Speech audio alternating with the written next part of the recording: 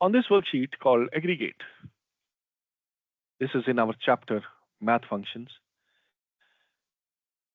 Your eyes are probably immediately drawn to column C and D, and we got some value errors there. But column B has some numbers. So we want to quickly take a look at the total out there. So you select column B.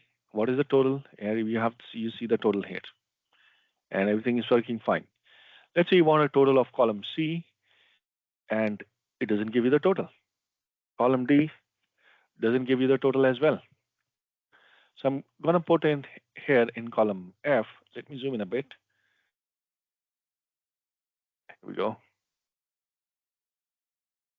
This much should be good. So I want to put alt equal to get a total of column C. I don't have time. I put column C. It doesn't give me a value. It gives me a value error. Column D, it gives me a value error. So it means that it is unable to do any calculation right now. It can't calculate. We see we are getting some errors here, and we see some errors here in column C. And okay, and as we scroll down, we see some errors here, some more errors here. But who has time to go through potentially huge list and fix these errors right now? I don't have time right now. You might say that, okay, I don't have time for this right now, but is there a way I can ignore these errors and just give me the total? Whatever total you have, just give me the total, fix the errors later. I am in hurry. Get me the total right away. Ignore these errors. Delete it, do whatever you want, calculate them later, but give me the answer right now, whatever the number is. And you might say, okay, is there a way I can calculate this with ignoring these errors? And of course, you might have already guessed the answer to this is yes, you can. You can do it.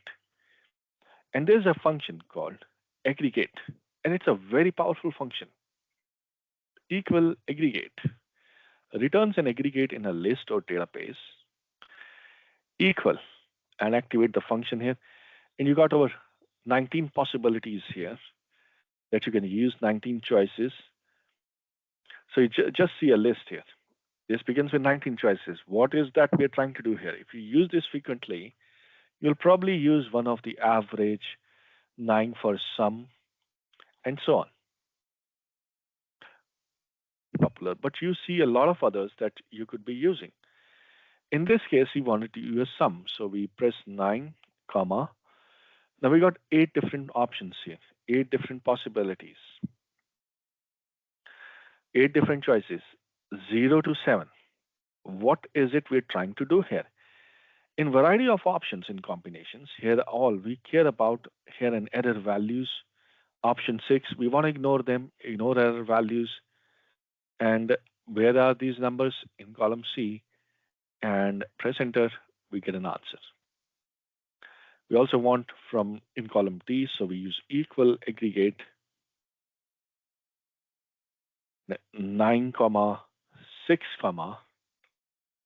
and select column D, we get an answer. So maybe we want to get an average. So instead of 9, you can put 1. So we'll use equal aggregate 1, 6, and sales, we get an average. So equal aggregate 1, 6, column D, we get an average of these numbers. So we have the choices here. What we want to do is, they didn't work earlier, but now it will. If we simply copy this formula and we can put 9, we can get some more choices here. And over here, instead of sum, we can put in count a, max. We can do it. We'll get the answer. Earlier, we were not getting the answers, but now we can. So, and we don't want to go through the potential huge list. If you have errors in your data, you may want to use the aggregate function. Let's take a look at some of these ops choices here. So equal aggregate 1, or put comma. What are the choices available? 0. Ignore nested subtotals and aggregate functions. So if you have nested subtotals in your data, it will ignore it. And if you have some other aggregate functions that are calculating the data, it will also ignore them. Number one is ignore hidden rows, nested subtotal, and aggregate functions. So with those subtotals and aggregate, you're now ignoring the hidden rows. If you have hidden rows in your data, it's going to ignore that. The second option is ignore error values, nested subtotal, and aggregate functions. So instead of hidden rows, now you're ignoring error values. Number three is very powerful. Ignoring both hidden rows and error values and subtotals and aggregate functions. It includes all of them. 4 means ignore nothing. 5 means ignore only hidden rows. 6 means ignore only error values. 7 means only ignore hidden rows and error values. So you can pick up the choice that you want. Most probably, most of the time, I tend to pick up number 3 because it includes all these options. If I'm not sure, I simply pick up number 3. Down below at the very bottom here, if I scroll down, we got some employees here. And I've got their total compensation, how much salary we are paying. I can select all of them and I can use auto sum. We get 15 lakh. And we can see it here, 15 lakh. That is the compensation that we're paying them. And we can see it happening. We can see it. Now, maybe when we print this list, we see that, okay, Kirti Badami or Kirti, let me zoom in a bit, or Rakhi and Kirti, they have left the organization. We're not going to pay these two girls any payment, any salary. So I'm going to hide them. Right click, hide. But what happens? If I select the column data, it takes 1248, but my formula is still showing 15 lakh. It is not impacting. There's no impact on that. So let's say if I'm going to hide another row, Vivek Digra, keep an eye, hide him, and I select it, it should say 1164. So that's accurately portraying, but what is visible on the screen? I see that it is not showing the correct data. It is not showing the correct data out there. And we can see it happening. We can see there are changes to this. We can see that happening, and we can see the data out there. The data is not changed. So what is that we want to do? We can do. So over here, we see that we can use an aggregate function. Just below this, equal aggregate. And I want to use sum, 9, comma.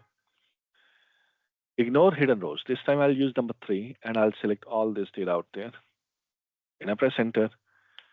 Here it is, 1164, showing me the correct data. Let me format the painter.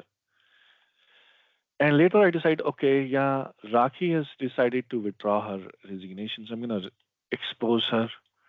And here it is. Now my total automatically updated.